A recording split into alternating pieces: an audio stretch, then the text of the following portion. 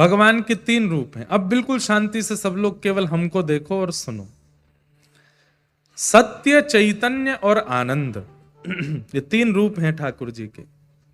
सबसे पहला स्वरूप ठाकुर जी का सत्य है,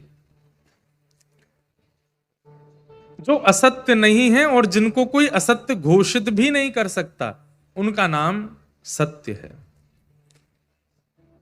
ठाकुर जी परम सत्य हैं,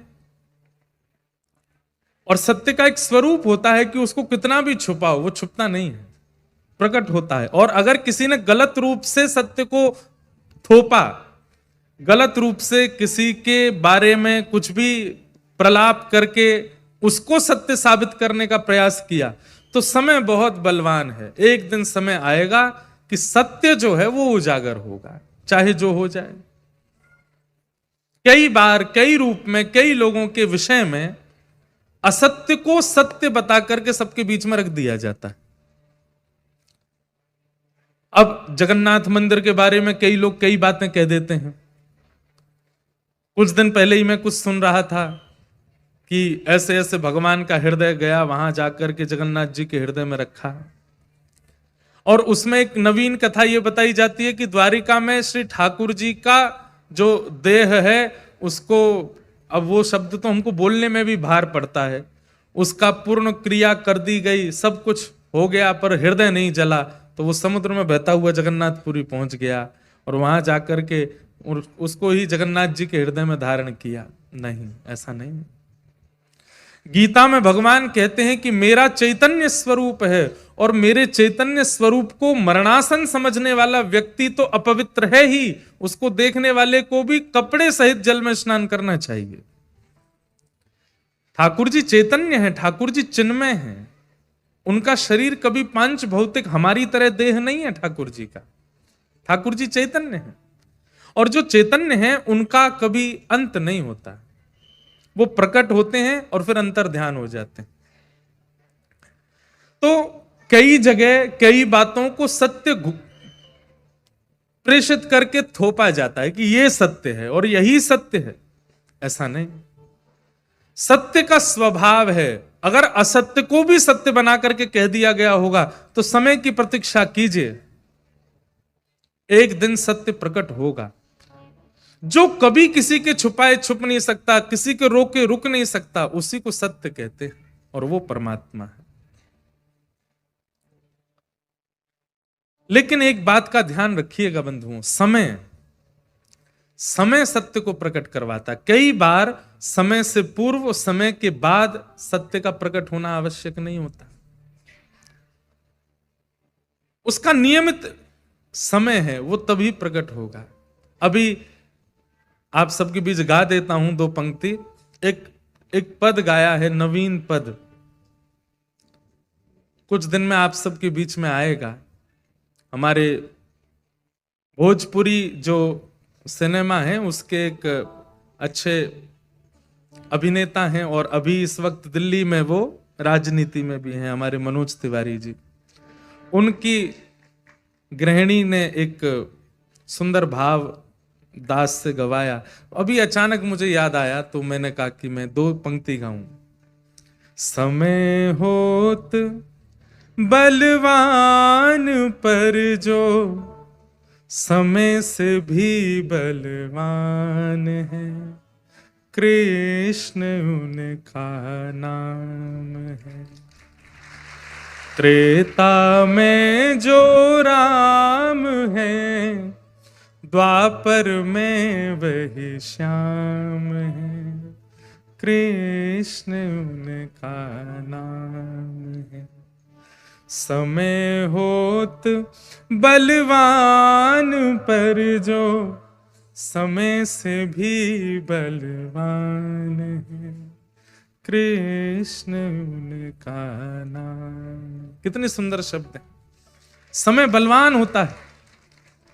कई बार समय, एक बात याद रखिएगा, हम हमेशा कहते आए और हमेशा कहते रहेंगे, संसार दुखालय है, दुखालयम शाश्वतम। यहां पर किसी के जीवन में दुख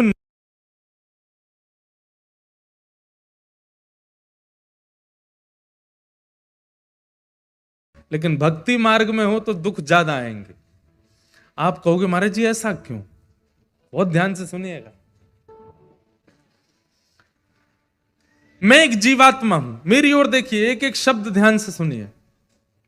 मैं एक जीवात्मा और मेरी जीवात्मा के प्रारब्ध के अनुसार ठाकुर जी ने मुझे दुख और सुख दोनों नियोजित कर रखे हैं। इतना इसको सुख देना है, इतना इसको दुख देना है।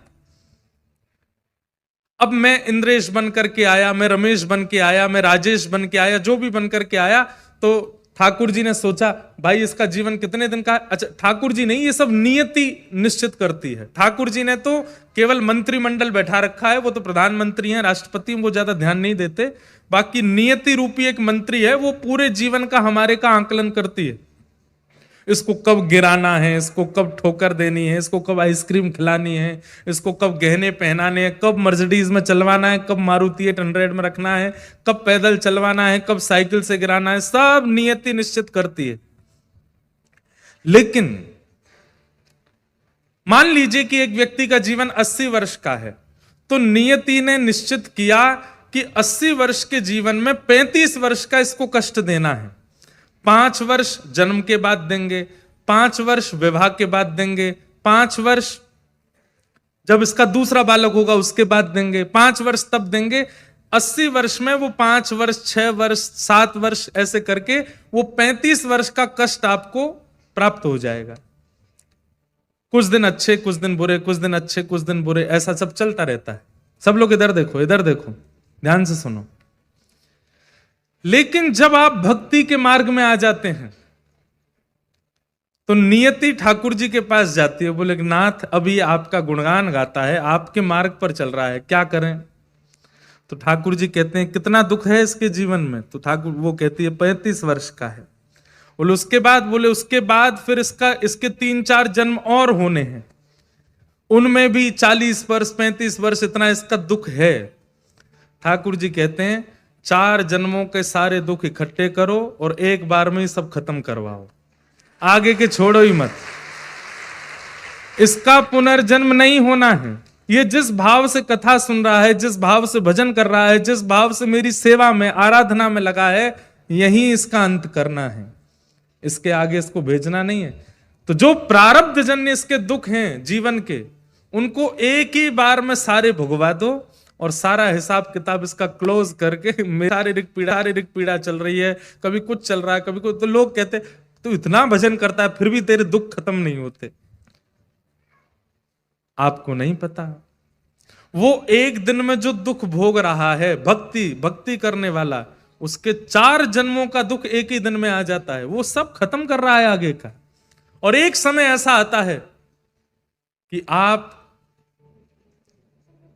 ठाकुर जी की, मैं एक बात कहता हूं कथा में, ठाकुर जी या भक्ति कष्ट दूर नहीं करती, कष्ट से जूझना और लड़ना सिखाती है।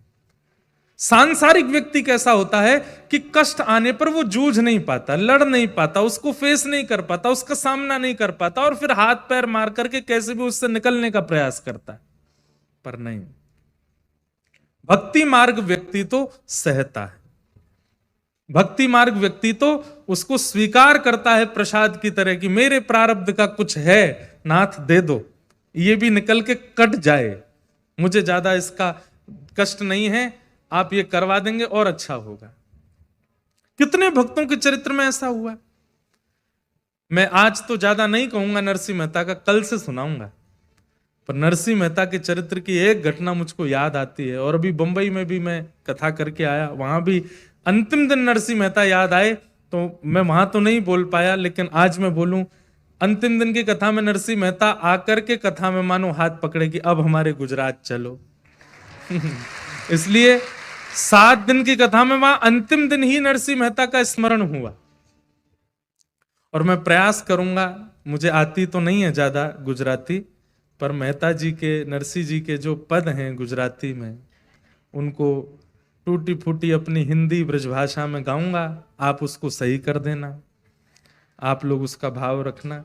नरसिंह जी के भक्ति, नरसिंह जी के भाव बहुत अद्भुत है। नरसिंह मेहता जी को नागर वंशीय ब्राह्मण थे, उनके समाज के लोगों ने ही निकाल दिया। अपने वंश से, अपनी जाति से उनको निष्कासित कर दिया। तो नरसिंह मेहता जी दुखी नहीं हुए, पर एक बार पूछने गए कि मेरा अपराध क्या है। तो नरसिंह मेहता जी बोले, आप सब बड़े लोगों ने, आप सब हमारे वंश के अग्रजों ने निर्णय लिया है तो निश्चित ही सोच समझ के और मेरी भलाई और आप सबकी भलाई के लिए किया होगा, जो मुझे निकाल दिया।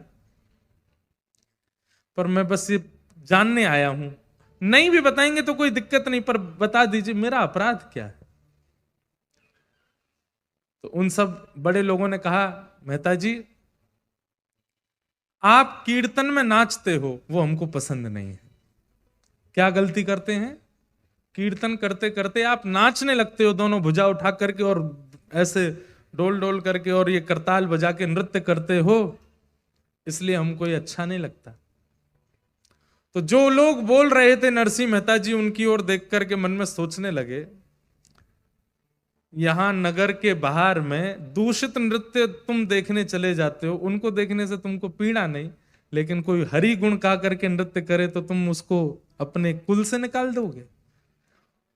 उस समय के देखो, कोई नरसिंह मेहता जी का चित्र बना के लाया है, कोई लाली देखो क्या इधर बैठी है, वाह बहुत सुंदर है। बोले दूसरा कारण क्या है? बोले तुम परब्रह्म परमात्मा के मूल रूप का वर्णन ना करके उनके रस केली का वर्णन करते हो, कि वो रास कैसे करते हैं, व्रज में गोपियों के संग विहार कैसे करते हैं, लीला कैसे करते हैं, इन सब का वर्णन करते हो, वो हमको पसंद नहीं, इसलिए हम तुमको नागर वंश से निकाल रहे हैं। नरसिंह मेहता जी बोले जैसी आपकी इच्छा। प्रणाम करके जाने लगे। पत्नी ने कहा बहुत बुरा हुआ, घर परिवार ने निकाल दिया, भाइयों ने त्याग कर दिया, उन्होंने त्याग कर दिया, मित्र छोड़ के चले गए, यहां तक तो हम सहते रहे, पर अब वंश ने भी निकाल दिया, अब जाति ने भी निकाल दिया, अब क्या, अब जी के करें क्या? हम दोनों कुछ खा के कुछ कर लें क्या? नरसिंह मेहता बोले अरे बावड़ी है क्या, ऐसे थोड़ी, अरे बल्कि इसको दूसरे रूप में विचार कर। बोले क्या? बोले परिवार में होते तो उनका भी ध्यान रखना पड़ता, ठाकुर जी ने उनको हटा दिया, तुम अपना ही ध्यान रखो, दोनों भजन करो। मित्र परिकर परिवार और सखा साथी ये सब साथ में रहते तो उनका ध्यान रखना पड़ता, उनको भी दूर कर दिया। किसी के मृत्यु में जाना पड़ता, किसी के जन्मदिन में जाना पड़ता, किसी के घर के उत्सवों में जाना पड़ता, ठाकुर जी ने कहा ले ये समय भी तेरा निकाल दिया, भजन कर। उसके बाद में सारे भार ठाकुर जी ने दूर किए, एक भार केवल जाति का रह गया था सिर पे, आज ठाकुर जी ने वो भी निकाल दिया। अब कम से कम नृत्य करके कीर्तन भी करूंगा तो कोई प्रश्न उठाने वाला नहीं है मेरे आगे। एक भार मेरे ऊपर था वो भी ठाकुर जी ने निकाल दिया, सारे भार मेरे ऊपर से हटा करके अब केवल एक भार, और एक, इसको भार नहीं कहूंगा, एक सौभाग्य मेरे सिर पर है, क्या कि मैं हरि का हूं और हरि मेरे हैं, मेरी दूसरी कोई पहचान नहीं है। अब कल तक मेरी अनेक पहचानें थी, मैं उसका भाई हूं, मैं उसका बेटा हूं, मैं उसका पति हूं, मैं उसका मित्र हूं, मैं उसका सखा हूं, मैं उसका बंधु हूं, और ये सारी पहचानें भी मेरी जाती जा रही थी। तो एक पहचान तो मेरी रह गई थी कि मैं नागर वंशीय ब्राह्मण कुल उत्पन्न नरसिंह मेहता हूं, आज वो पहचान भी चली गई। अब केवल मेरी एक पहचान है कि मैं हरि का दास नरसिंह हूं, मैं हरि का हूं और हरि मेरे। बंधुओं, भक्त क्या करता है, वो परिस्थिति को ठाकुर जी का प्रसाद मान करके स्वीकार करता है। और एक बात बोलूं, परिस्थिति ठाकुर जी की द्वारा दी गई परीक्षा है, उसको परखने के लिए कि वो क्या करने वाला है, और उस परिस्थिति को जब हंस के खेल करके शांति से वो स्वीकार कर लेता है और उसमें भी प्रसन्न चित्त रहता है, तो ठाकुर जी अपनी दोनों भुजा पसारते हैं, वाह अब मैं तो सो प्रसन्न है गयो, तू मेरे पास आए जा, तुम मुझको स्वीकार कर ले। विपरीत परिस्थिति कलयुग में, लिख लीजिएगा इस बात को, और कल से अगर जिनको बहुत आनंद आता है कथा में कुछ सूत्र लेने में, वो कुछ लिखने की व्यवस्था रखो अपने साथ। कलयुग में विपरीत परिस्थितियों को सहना ही तपस्या है, और उससे भगवत प्राप्ति निश्चित हो जाएगी। उस विपरीत परिस्थिति को बस सह लीजिए। क्यों? क्योंकि भगवान सत्य हैं, वो सब जानते हैं। तुम जानत सब अंतर्यामी, तुम जानत सब अंतर्यामी, करणी कछु ना करी, करणी कछु ना करी, मोरी राखो लाज हरी, मोरी राखो लाज। तुम जानत सब अंतर्यामी, इसलिए वो सत्य हैं। भरोसा कीजिए, विश्वास कीजिए उन पर। आपकी परिस्थिति से ज्यादा, आपकी परिस्थिति ठाकुर जी से ज्यादा बलवान नहीं है।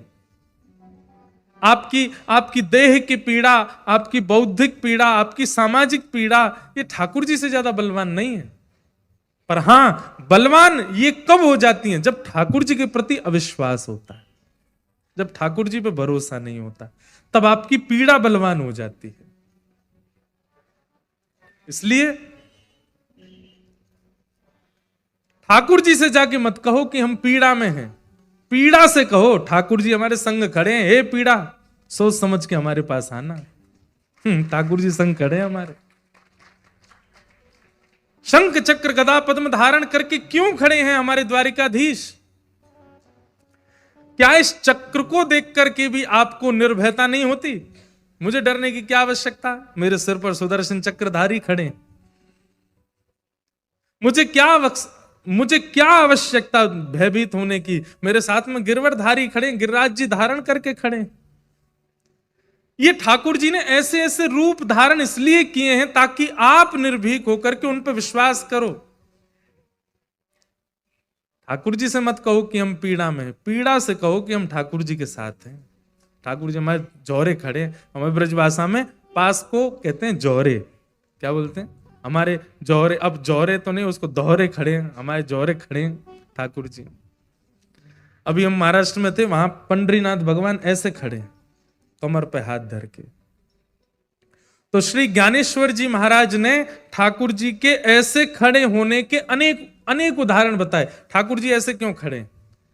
वृंदावन में वंशी बजा रहे हैं, गोवर्धन में गिरिराज जी उठा रहे हैं, द्वारिका में, गुजरात में शंख चक्र गदा पद्म धारण करके खड़े हैं, रंगनाथ में लेटे हुए हैं। पर ये अद्भुत ही छवि है, ठाकुर जी की कमर पे हाथ धर के खड़े हैं। आपके गुजरात के महान प्रवक्ता, श्रीमद् भागवत के अद्भुत वक्ता श्री डोंगरे जी महाराज, वे तो अपनी हर कथा में कहते थे कि हमारे द्वारिका के नाथ लीला पूरी करके वैकुंठ नहीं गए हैं। बोले कहां गए? बोले पंढरपुर गए हैं, पंढरपुर में विराजे। और वहां ठाकुर जी ऐसे खड़े हैं। ऐसा कह दिया जाए तो इसमें कोई अतिशयोक्ति नहीं कि सतयुग त्रेता द्वापर युगों में प्रकट हुए भगवानों में जो अंतिम स्वरूप है ठाकुर जी का, वो यही है। कलयुग में और स्वरूप भी प्रकट हुए ठाकुर जी के, पर सतयुग त्रेता द्वापर के विश्राम में जितने स्वरूप प्रकट हुए उनमें अंतिम स्वरूप यही है। ठाकुर जी कमर पर हाथ धर के खड़े। आद्य गुरु शंकराचार्य भगवान ने भी उनको देख करके पांडुरंग भगवान के ऊपर लिख दिया, परब्रह्म लिंगम भजे पांडुरंगम। बोले परब्रह्म साक्षात यदि मैंने कहीं देखा तो पंढरपुर में देखा। ये आद्य गुरु शंकराचार्य कह रहे हैं। तो ज्ञानेश्वर माउली कहते हैं, क्योंकि अभी महाराष्ट्र से आया ना, तो थोड़ी तो वहां की सुगंधी निकलेगी ना भीतर से। और भाई देखो, ये प्रांतों की बात नहीं है, ठाकुर जी सब जगह के हमारे हैं, हम ठाकुर जी के हैं। तो ठाकुर जी ऐसे क्यों खड़े हैं, बहुत ध्यान से सुनना। तो उसमें सबसे पहला भाव श्री ज्ञानेश्वर माउली कहते हैं कि जब कोई नदी में स्नान करने जाता है तो वो अपने किसी साथी को भेजता है, पहले बोले आगे जाके देख गहरा कितना है। तो वो व्यक्ति जब भीतर जाता है तो वो भीतर जाकर के बताता है, इतना जल है, इतना जल है, इतना जल है। तैरने वाला, जिसको तैरना आता है, वो भीतर जाकर के नाप के बता देता है कि इतना जल है, और फिर वो दूसरा व्यक्ति उसी अनुसार नीचे उतरता है। कहते हैं कि भैया हम सब लोगों को तैरना नहीं आता इस संसार रूपी भवसागर में। ये संसार भवसागर है और हम इसमें तैरना नहीं जानते, इसलिए हम ठाकुर जी से कहते हैं ठाकुर जी कितना गहरा है, तो श्री विट्ठल भगवान कहते हैं मुझे भजने वालों के लिए इतना ही गहरा है, इससे ज्यादा नहीं है। जो मेरे हैं, जो मुझसे प्रेम करते हैं, जो मेरे अधीन हैं, उनके लिए केवल इतना है। बाकियों के लिए इससे ऊपर हो सकता है, पर जो मेरे सामने खड़े हैं, जो मुझे देख रहे हैं, मेरा दर्शन कर रहे हैं, उनके लिए इतना ही है। तो पहला भाव, कितना सुंदर भाव है। दूसरा भाव, ठाकुर जी प्रतीक्षा में खड़े। जब किसी की प्रतीक्षा होती है तो व्यक्ति चाहे एक हाथ से, दोनों हाथ से ऐसे ही खड़ा होता है, या जैसे किसी को ढूंढ रहे हैं, बहुत देर हो गई, वो कह रहा है 10 मिनट में आ रहा हूं, 5 मिनट में आ रहा हूं, बस बस मोड़ से मुड़ गया। तो जब किसी को बहुत ज्यादा प्रतीक्षा होती है, ज्यादा प्रतीक्षा जब किसी की नहीं होती तो आदमी बैठ जाता है, चैन से बैठ जाता है, चाय पी लेता है, कुछ खा लेता है। लेकिन जिसकी बहुत उत्कंठा से प्रतीक्षा होती है, उसको व्यक्ति यूं ही ढूंढता रहता, कितनी देर रह गई यार, अभी तक नहीं आया, अभी कह रहा 10 मिनट, 5 मिनट देर। तो मानो श्री पंडरीनाथ भगवान प्रतीक्षा में खड़े हैं, और जब हम सामने जाते हैं तो ठाकुर जी मानो कहते हैं आ गया, मैं कब से प्रतीक्षा कर रहा था, मैं तेरे लिए ही तो खड़ा हूं कमर पे हाथ धर के कि तू कब आएगा। तेने 28 साल लगा दिए मेरे पास आने में, तेने 25 साल लगा दिए, तेने 20 साल लगा दिए। तो प्रतीक्षा में ठाकुर जी खड़े हैं। किसकी प्रतीक्षा में? मेरी और आपकी प्रतीक्षा में खड़े हैं। हम वहां घंटों लाइन में लग करके जब पंडरीनाथ भगवान के सामने जाते हैं तो पंडरीनाथ भगवान मानो कह उठते हैं, बोले तू तो भैया 2 घंटा लाइन में लग के आया, मैं तो 2000 वर्ष से यूं ही खड़ा हूं तेरे काजे मैं तो 2000 वर्षों से ऐसे ही खड़ा हूं। तो प्रतीक्षा की भावना। और तीसरी भावना मुझे बहुत प्रिय लगती, वैसे तो सारी भावना प्रिय हैं, पर ज्ञानेश्वर माउली कहते हैं तीसरी भावना, बोले क्या? आपकी किसी से लड़ाई हो गई बाहर, आपने लड़ाई तो कर ली, लेकिन जब लड़ाई हुई तो पता चला सामने वाला आपसे ज्यादा बलवान। वो जब आप पर आक्रमण करने आया तो आप अब ढूंढ रहे हो मैं कहां जाऊं, कैसे बचूं। तो बच्चों में लड़ाई हो जाती है, तो सामने वाला बच्चा ज्यादा बलवान होता है, तो वो दूसरा वाला बच्चा मैया को ही खोजता है अपनी, मेरी मम्मी कहां, पिताजी नहीं, मम्मी ही बचाएगी। वो मम्मी के पास जाता, बचाओ बचाओ बचाओ बचाओ। तो माँ क्या करती है, तुरंत छोटे वाले को लेके अपने पीछे खड़ा करती है और सामने खड़ी हो जाती, क्या बात है, और जो सामने से आ रहा है उसको टोक देती है, क्या कहना है इसको, इससे बात में कहना, पहले मुझसे बात कर। तो ऐसे ही संसार के पीड़ा, संसार के कष्ट, संसार का भय, संसार के दुख, दारिद्र, ये सबसे हम भिड़ तो जाते हैं, लेकिन बाद में पता चलता है ये हमसे ज्यादा बलवान है। ये हमको मानसिक रूप से, बौद्धिक रूप से, व्यवहारिक रूप से, शारीरिक रूप से तोड़ ही रहे हैं। तब हम क्या करते हैं, तब हम ठाकुर जी का नाम लेते हैं। जैसे ही कहते हैं हे कृष्ण द्वारिकावासी क्वासी क्वासी महाभुज, हे महाभुज आप कहां हो, हे जगन्नाथ आप कहां हो, हे द्वारिकाधीश आप कहां हो, तुरंत ठाकुर जी निकल करके आते हैं और हमको पीछे खड़े करके ऐसे खड़े हो जाते हैं और दुख दारिद्रों से कहते हैं इससे बाद में जूझना, पहले मुझसे बात करो, इसके पास बाद में जाना। इसीलिए हमारे महाराष्ट्रियन वैष्णव ठाकुर जी को भगवान नहीं बोलते, क्या बोलते हैं, माउली। क्या बोलते हैं, माउली मतलब मैया, ये हमारी मैया है, ये हमारी माता जी है। कथा सुनाऊंगा एक दिन आएगी तो मोरध्वज राजा की, भगवान ने आधा शरीर काट के मंगवा लिया, काटने को तैयार हो गए, लेकिन ठाकुर जी पर विश्वास नहीं। कथा भक्ति नाम जप तिलक स्वरूप गुरु कृपा और कुछ सिखावे ना सिखावे, विश्वास सीखिए ठाकुर जी के प्रति।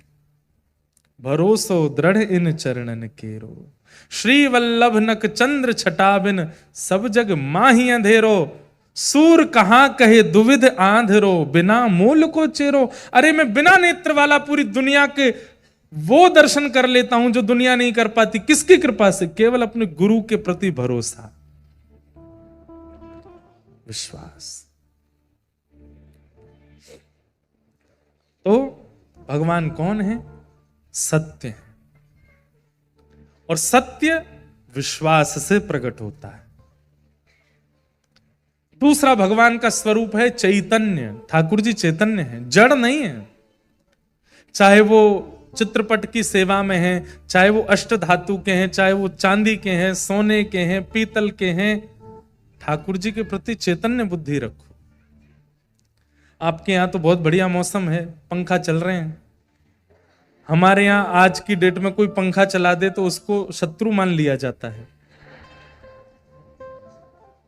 जैसे घर में सुबह सुबह साफ सफाई माताएं बहनें करती हैं, और उस समय अगर पंखा चला देती हैं गलती से तो पूरा घर देखता है, भाई प्राण लेने हैं तो ऐसे ही बोल दो।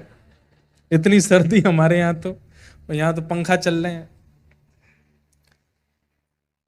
पर जैसे हमारे यहाँ की सर्दी है, अब आप अपनी सेवा के ठाकुर जी को ऊनी वस्त्र पहनाते हो, शॉल लगाते हो, हिना का इत्र चढ़ाते हो, सब कुछ करते हो, लेकिन आप जहां कहीं भी ठाकुर जी का स्वरूप देखते हो, आपके मन में आता है इनको ढक दूं, कहीं जाड़ा नहीं लग रहा हो, कहीं सर्दी नहीं लग रही हो, इनको कुछ पवा दूं, भूखे नहीं बैठे हों।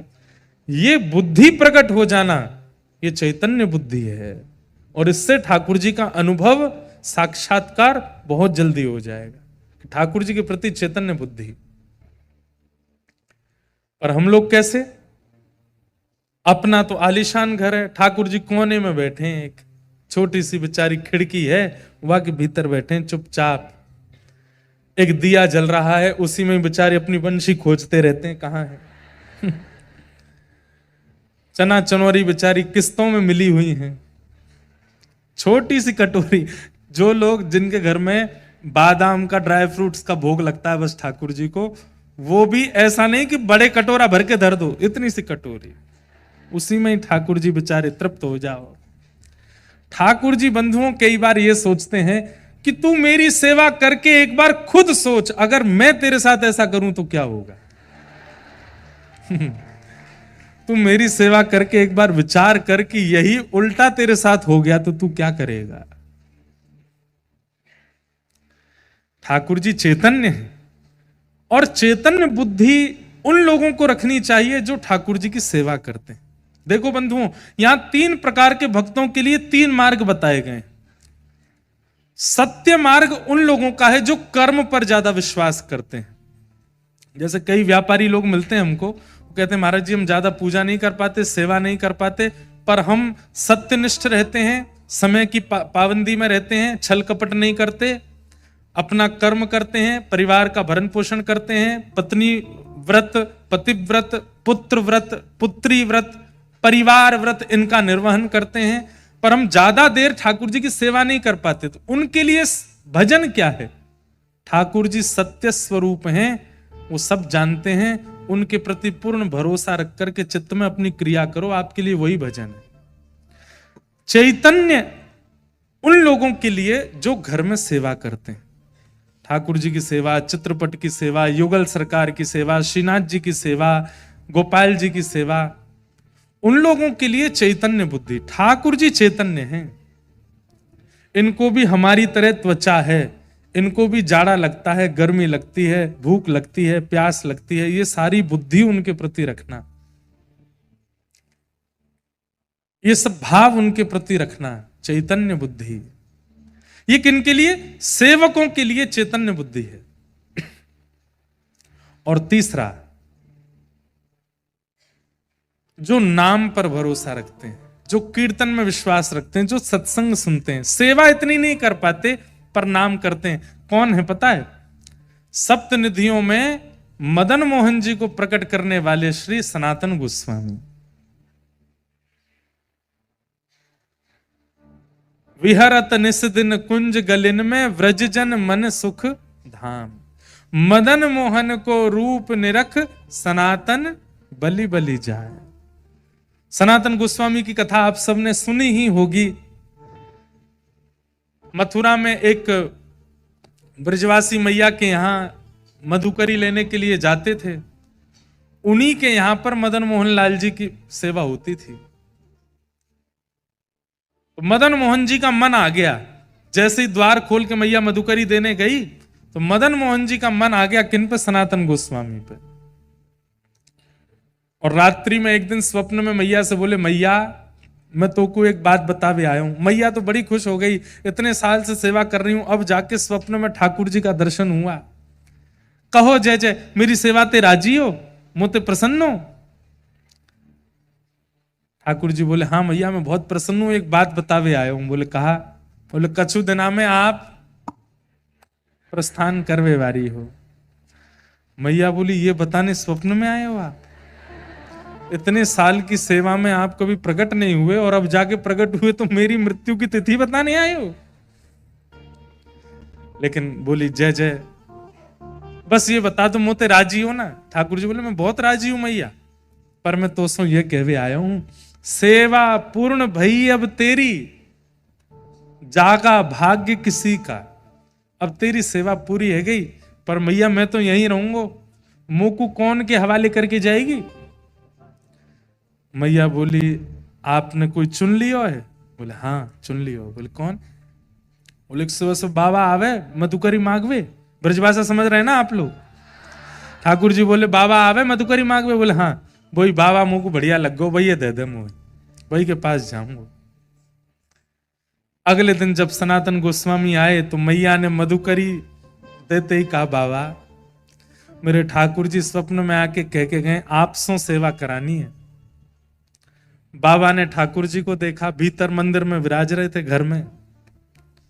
बोले, मैया आपके ठाकुर जी को देख करके मुझे इतना सुख मिलता है, सोने का मुकुट पहनते हैं, क्या जड़ी के वस्त्र पहनते हैं, 56 भोग लगाते हैं, छोटी सी कुटिया में रहता हूं, एक टिक्कर बना करके मधुकरी की पाता हूं, 22 घंटा भजन करता हूं 24 घंटे में से, और बचे हुए 2 घंटे में शयन करना, स्नान करना, शौच करना, सब कुछ 2 घंटे में। ये राज घराने के ठाकुर जी मेरी कुटिया में कैसे रहेंगे? एक बार मेरी व्यवस्था बता दो इनको, मैं ज्यादा चट्टपने नहीं करा पाऊंगा इनको, मैं ज्यादा आभूषण नहीं पहना पाऊंगा इनको, मैं ज्यादा व्यवस्था इनकी एक कपड़े में लेके जाऊंगा और हो सकता है अंतिम श्वास तक एक ही कपड़ा में रखूं, और एक टिक्कर बना के, टिक्कर समझते हैं? रोटला, आपकी गुजराती में रोटला बनता है। कच्छ साइड जाते हैं या उधर अपने सौराष्ट्र की तरफ जाते हैं, वहां यहां पे भी बनता है रोटला, बाजरा का रोटला, ज्वार का रोटला, बड़े बड़े, उसका भी और बड़ा रोटला का भी रोटला, उसको बोलते हैं टिक्कर। मतलब एक टिक्कर कम से कम इतना बड़ा बनाते हैं साधु महात्मा संत जन, और उस एक टिक्कर के 2-3 भाग करके 3-4 महात्मा खा लेते हैं, पूरे दिन भूख नहीं लगती। फिर मोटा अनाज और मोटा रोटला। तो बोले, मैं तो एक टिक्कर बना के पाऊं, कैसे जीवेंगे मेरे संग? इनकी तो 8 बार भोजन, 7 बेर आरती। हमारे व्रजमंडल में 8 बार भोग लगता है, 7 बार आरती होती ठाकुर जी की, अष्टयाम सेवा होती। कैसे करेंगे ये? एक बार मेरी व्यवस्था बता दो इनको। मैया बोली, आज बात करती हूं। ठाकुर जी से जाके कही, बोले कि जय जय जाग के पास जावे की इच्छा रख रहे हो? उनने अपनी ऐसी व्यवस्था बताई है। रात्रि में मैया सो गई, ठाकुर जी फिर से सपने में आए, बोले मैं राजी हूं, मुझे जरूरत ना है, पर मोकू वही के पास जानो है। सोचिए आप कितनी व्यवस्था करते हैं, उससे ठाकुर जी नहीं रीझते, पर आप जो भी व्यवस्था करते हैं कितने उत्साह से करते हैं, उससे ठाकुर जी रीझते हैं। सनातन गोस्वामी जी को ठाकुर जी की सेवा में रुचि है, पर सेवा से ज्यादा नाम में रुचि। 22 घंटे भजन करते हैं वो। 22, हमारे वृंदावन में आज भी ऐसे कई महात्मा हैं, 22 घंटे भजन करते हैं, केवल नाम जपते रहते हैं। हमारे गोवर्धन में एक महापुरुष थे, महाराज जी थे, आप में से जो यहां बड़े सब बैठे हैं हमारे बड़ोदरा के, हो सकता है उन्होंने उनका नाम भी सुना हो, दर्शन भी किया हो। परम पूजनीय प्रातः स्मरणीय श्री ठाकुरदास बाबा। मैंने अंतिम समय में उनका दर्शन किया, जब वो निकुंज में प्रवेश कर रहे थे, उससे पहले किया, तब उठ भी नहीं पाते थे। उस समय मैं दर्शन करने गया, मैं भी छोटा था, पिताजी के साथ गया, तो बाबा की संपूर्ण शरीर तो किसी और के करने से ही कार्य करता था, पर ये उंगली उनकी ऐसी चलती रहती थी बिना माला के। मतलब ये समझ लीजिए कि पूरे शरीर को पैरालाइज हो गया, लेकिन उंगली पर नाम बंद नहीं हुआ। उस स्थिति को क्या कहते हैं? एक होता है कि आपने नाम को पकड़ा है, और एक होता है नाम ने आपको पकड़ा है। तो महाराज जी जो थे, उन्होंने नाम ने उनको पकड़ लिया। वे ठाकुर जी का नाम नहीं लेते थे, ठाकुर जी उनका नाम लेते थे। उस स्थिति में उनका वह रात में सो रहे हो, चल रहे हो, फिर रहे हो, कहीं भी कैसी भी स्थिति में शिथिल अवस्था थी उनकी, लेकिन नाम चलता रहता था। तो हमारे व्रज में नाम प्रेमी बड़े महापुरुष हैं। सनातन गोस्वामी उन्हीं में से थे। 22 घंटा भजन करते थे, सेवा से कोई ज्यादा संपर्क नहीं था, पर ठाकुर जी ने चुन लिया। अगले दिन जब सनातन गोस्वामी आए तो मैया ने अपने ठाकुर जी दे दिए। बोले लो बाबा, लेके जाओ ठाकुर जी को। गोदी में लेकर के नृत्य करने लगे, आंसू तो आने लगे। बोले जय जय, मैंने आपको नहीं, आपने मुंह को स्वीकार किया है। चलो महलन से कुटिया में लेके चलूं। और यमुना जी के तट विश्राम घाट पर छोटी सी कुटिया, उसमें लेकर के ठाकुर जी को आए, एक कोने में बैठा दिया। उत्साह में तो बहुत थे, क्या क्या करूं, पर आता नहीं है कुछ भी। तो एक चौकी पर ठाकुर जी बैठा दिए, एक कपड़ा से ढक दिए, मोटा टिक्कर बनाया ठाकुर जी के लिए। टिक्कर बना के बोले जय जय, जय ही पाऊं मैं तो। और हमारे लिए कोई सब्जी नहीं है, साग नहीं है, नमक नहीं है, और कुछ मिर्च नहीं है। ये व्रज रज ही टिक्करों में लग जाती है, यही सब पूर्ण कर देती है। प्रेम से पाओ, स्वागत है आपका मेरी कुटिया में। 4-5 दिन सेवा को हो गए, और टिक्कर का भोग लगाने के बाद 22 घंटा के भजन में चले जाते सनातन गोस्वामी। ठाकुर जी बैठे हैं टिक्कर के आगे। आप लोग प्रेरणा मत ले लेना, महाराज जी हम तो फिर भी चना चनोरी का लगा रहे हैं। तो भाई 22 घंटा भजन भी तो कर रहे हैं सनातन जी। भजन करने के बाद जब उठते, फिर से स्नान ध्यान करके फिर दूसरा टिक्कर बनाते, ठाकुर जी को पवाते। 4-5 दिन बाद ठाकुर जी उनके ध्यान में आए। सनातन जी बोले जय जय, राजी हो, कैसा लग रहा हूं मेरी कुटिया में?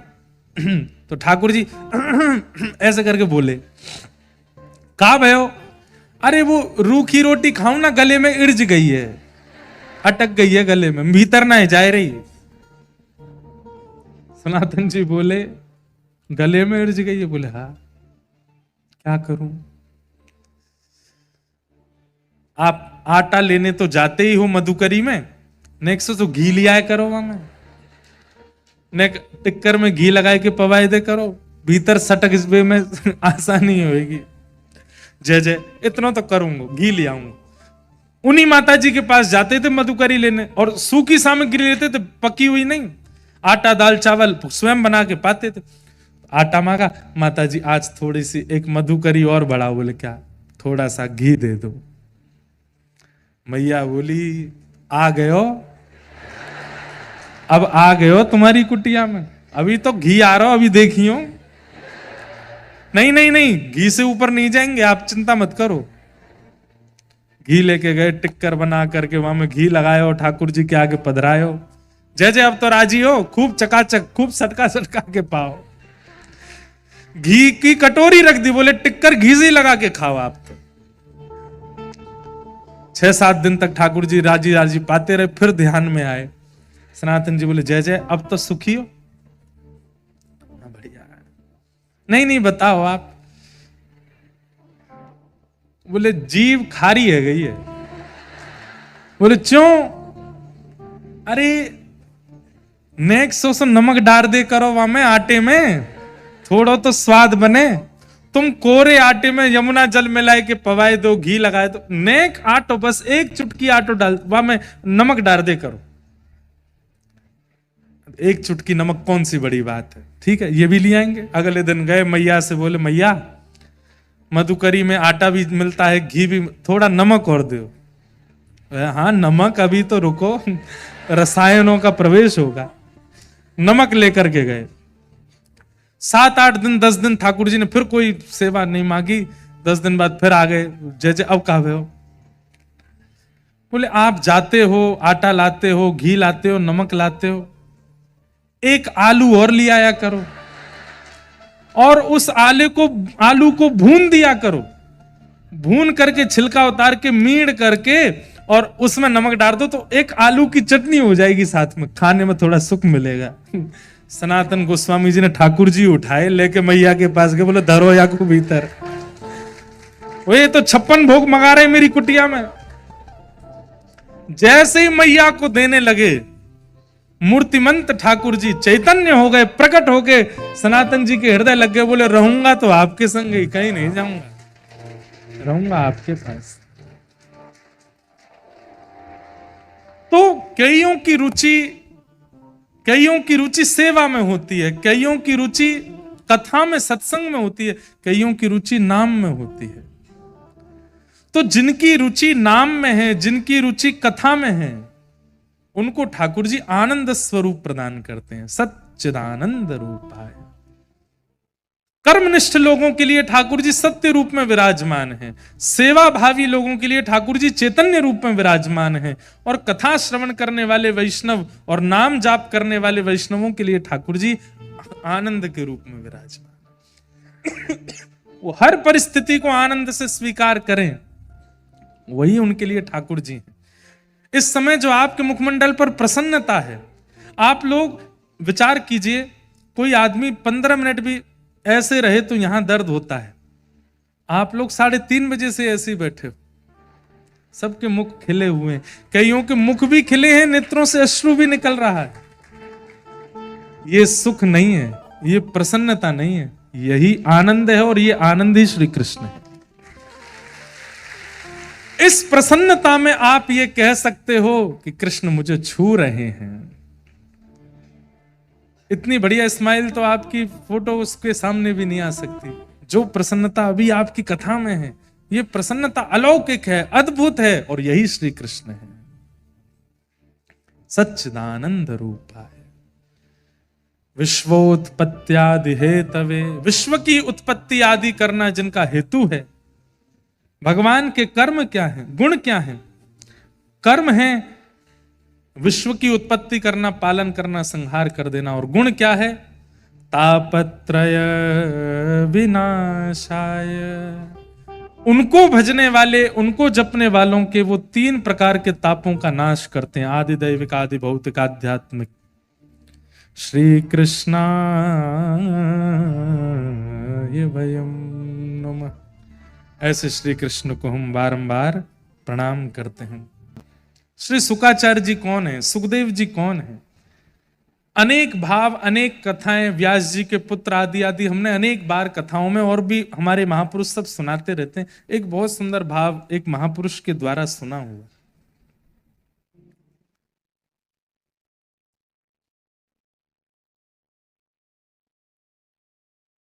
हमारे व्रज में पद पदावलियों में एक पद ठाकुर जी गाते हैं, श्री राधा रानी तुम्हें लागत हूं मैं कैसो, श्री श्यामा प्यारी तुम्हें लागत हूं मैं। भाई पूरी दुनिया बड़ाई करे किसी व्यक्ति की, लेकिन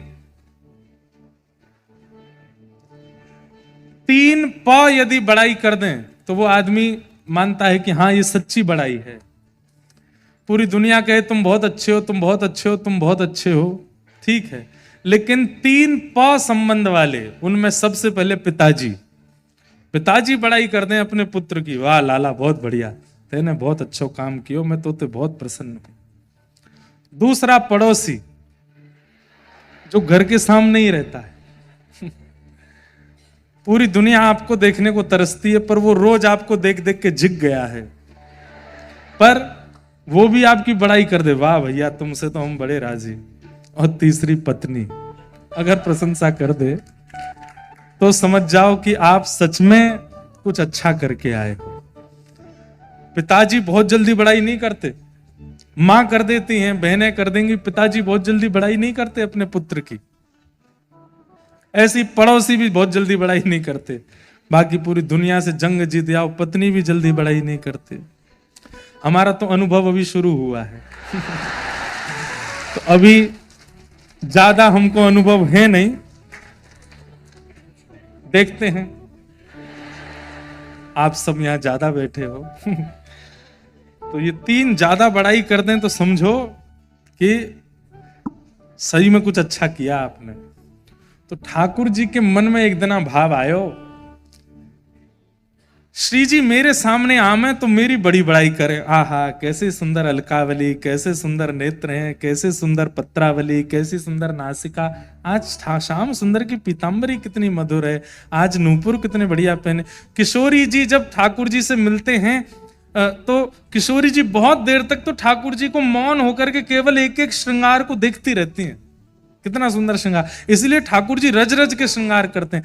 हर दिन किसी को सजना अच्छा नहीं लगता, हमारे ठाकुर जी रोज सजते हैं, डेली। इनको रोज नए वस्त्र चाहिए, रोज नए इत्र चाहिए, रोज नया मुकुट चाहिए, रोज नया चंदन घिस घिस के लगाओ, नई नई पत्रावली, रोज नए पीछे बंगला बनाओ, रोज पीछे की पिछवाई बदलो। क्यों? तो ना पता श्री जी आमेंगी देखवे। तो जब श्री जी आमेंगी तो उनको देखवे में आनंद आवे। उनको अपने लिए नहीं सजते ठाकुर जी, श्री जी के लिए सजते रोज, एवरीडे। हमारे भारत के मंदिरों में पोशाक दोबारा आती नहीं ठाकुर जी को, एक बार पहन लिया बस हो गया काम, अब तो नई आएगी, इतना सजते हैं।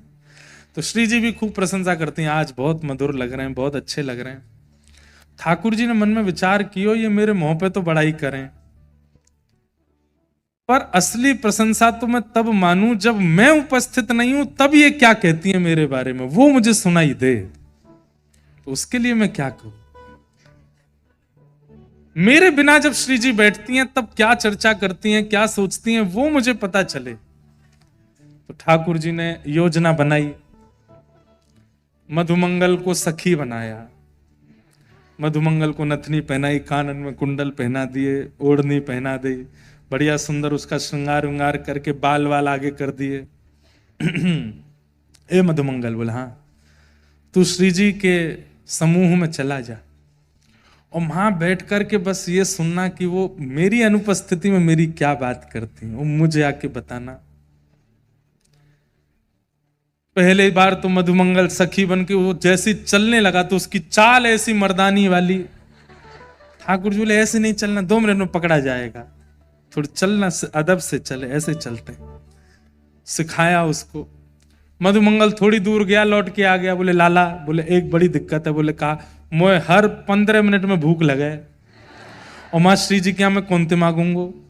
ठाकुर जी बोले तो मैं खवा के भेज रहा हूँ, खूब सारो खवा के भेज रहा हूँ, और तू लौट के आएगा फिर दोबारा सबरो खवाऊंगा, मां मत बोलियो कोई ते।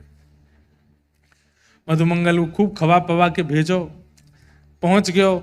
श्री जी के साथ में इतनी सखियां चलती हैं कि कोई एकाध नहीं आ भी जाए तो पता नहीं चलता। तो मधुमंगल सखी बन के आ गया, श्री जी के समूह में आकर के चलन लगो। थोड़ी देर में भूख लगी आई उसको। अब भूख में जब व्यक्ति आता है तो उसको और कुछ फिर पता नहीं चलता। और जिसको बहुत भूख में, कई लोग ऐसे होते हैं कि भूख में मौन हो गए, भूख में व्याकुल हो रहे हैं, कई लोग हंसते हैं, पानी वानी पी लेते हैं भाई भूख। लेकिन कई लोगों का मैंने स्वभाव देखा, आपके भी झुंड में या परिवार में या मित्र में एक ऐसा होगा, उसको गुस्सा बहुत आता है। उसको भूख लगती है तो वो चिड़चिड़ाता है, गुस्सा आता है कि मुझे कुछ दो खाने को। मधुमंगल ऐसी स्थिति में आ गया कि महाराज सखियों को कौन ही मारे। सखियां कहे री तू कौन सी है, मुझ बात मत करे, और सबको झटकावे। बोले ऐसी सखी तो कोई नहीं हमारे समूह में। जैसे तैसे करके महाराज मधुमंगल ने 2-2.5 घंटे निकाले, फिर भागा वापस।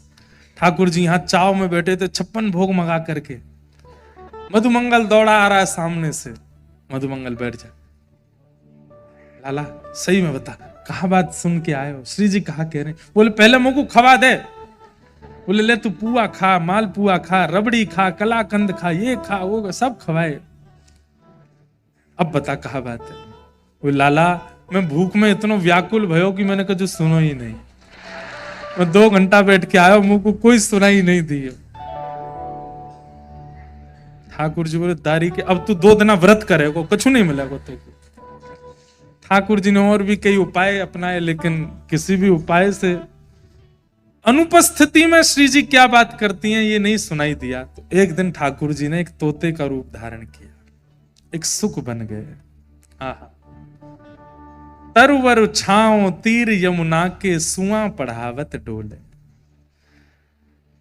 सुख बन गए ठाकुर जी, और सुख बन करके जिस मार्ग से श्री जी जा रही हैं उस मार्ग में एक वृक्ष पर ठाकुर जी जाकर के बैठ गए। और जैसे ही किशोरी जी आई, तुरंत वो तो कृष्ण कृष्ण कृष्ण कृष्ण कृष्ण कृष्ण कृष्ण कृष्ण कृष्ण, और जैसे तोता बोलता है कृष्ण कृष्ण कृष्ण, वैसे बोलने लगे। श्री जी को नाम इतना प्रिय है ठाकुर जी का, इतना प्रिय है कि कोई एक बार बोल दे तो श्री जी उसको पास बैठा लेते हैं कि मेरे कान में तेरा स्वर जा तो रहे, बोल तो रहे। जैसे ही कृष्ण कृष्ण शब्द सुना, श्री जी ढूंढने लगी, तोता को ऊपर देखा, खूब सारे फल लेकर के आई, फल का प्रलोभन देकर के तोता को नीचे बुलाया, अपनी गोद में लेकर के सहलाने लगी। बोली और सुनाओ ना। तो वो तोता मधुसूदन, माधव, मोहन, मुरारी, ठाकुर जी के जितने नाम है सब बोलने लगे। और श्री प्रिया जी इतनी भाव निमग्न हो गई, वो तोता कभी यहां बैठे यहां बैठे यहां बैठे, कोई और थोड़ा ही है, ठाकुर जी हैं। सोई श्री जी ने कहा कि ललिता विशाखा से कही एक मणि को पिंजरा बनवाओ और ये मेरे संग सदा रहेगा, ऐसी योजना बनाओ। मणि को पिंजरा मंगा करके वहां में जैसे ही ठाकुर जी भीतर पधरा, ठाकुर जी बोले अब मैं क्या करूंगा, ये तो थोड़ी बहुत देर के काजे में आयो, इनने तो मुझको भीतर ही धल लियो। और श्री जी कहें तेरी एक ही सेवा है, बोले कहा 24 घंटे हर क्षण ठाकुर जी को नाम बोलते रहे, मुंह को सुनाई देने चाहिए, बस और कुछ नहीं। ठाकुर जी तो अनेक रूपाए विष्णवे प्रभ विष्णवे, अनेक रूप धारण कर लेते हैं। तो जब निकुंज लीला हुई तो स्वयं ठाकुर जी तोता रूप में तो बैठे ही हैं, प्रत्यक्ष रूप में ठाकुर जी बन करके आए। और ठाकुर जी ने आकर के श्री जी के साथ रास विहार किया। अचानक ठाकुर जी चिंता में बैठे तो श्री जी बोली, हे श्याम सुंदर आप इतने चिंतित क्यों? बोले कलिकाल प्रारंभ हो गया है और इस कलिकाल के प्रारंभ में मेरी भक्ति का प्रचार करने के लिए इस संसार में किसी को भेजना है, मैं सोच रहा हूं किसको भेजूं। श्री जी बोली आप क्या गुण देखते हैं उसमें जो आपका जाकर के प्रचार करे? तो ठाकुर जी बोले जो 24 घंटा मेरो आपको स्मरण करता हो वो ही नीचे जाके प्रचार कर सकता है। तब किशोरी जी तुरंत उस मणि पिंजरे को लेके आई, बोले ये तोता बढ़िया है, बहुत सुंदर, देखो 24 घंटा आपको नाम गाते रहे। तब ठाकुर जी और किशोरी जी ने ठाकुर जी के ही स्वरूप उस सुख स्वरूप तोते को आज्ञा की कि अब आप धराधाम पर जाओ और धराधाम पर जाकर के सब में घर घर में जन जन में भक्ति का प्रचार करो। और वही सुख तोता किशोरी जी का जो ठाकुर जी ही हैं, वही पृथ्वी पर श्री वेदव्यास जी के तनु के रूप में, पुत्र के रूप में श्री सुखदेव जी महाराज के रूप में प्रकट हुए। बोलो सुखदेव जी महाराज की।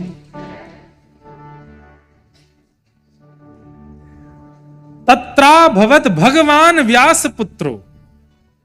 अब यहां दो बातें हैं कि भगवान शब्द किसके लिए प्रयोग किया गया। एक बात तो कही जाती है कि व्यास भगवान, और दूसरी बात कही जाती है कि व्यास जी के जो पुत्र हैं वो भी भगवान ही हैं। बंधुओं आज 5000 वर्ष हो गए कलयुग को प्रारंभ हुए, श्रीमद् भागवत जी की कथा पूरे विश्व में चल रही है। किसकी कृपा से? सुखदेव जी की कृपा से। ये कोई मानव या कोई जीव नहीं कर सकता कि उसका एक प्रयोजन हजारों वर्षों तक चलता रहे, ये तो ठाकुर जी ने ही किया है। इसीलिए घर घर में जन जन में भागवत का प्रचार चल ही रहा है। तो सुखदेव जी कौन है? स्वयं ठाकुर जी ही सुख स्वरूप बन करके आए हैं अपनी लीला और भक्तों की लीला हम सब तक पहुंचाने के लिए। ऐसे श्री सुखदेव जी को हम बारंबार प्रणाम करते हैं।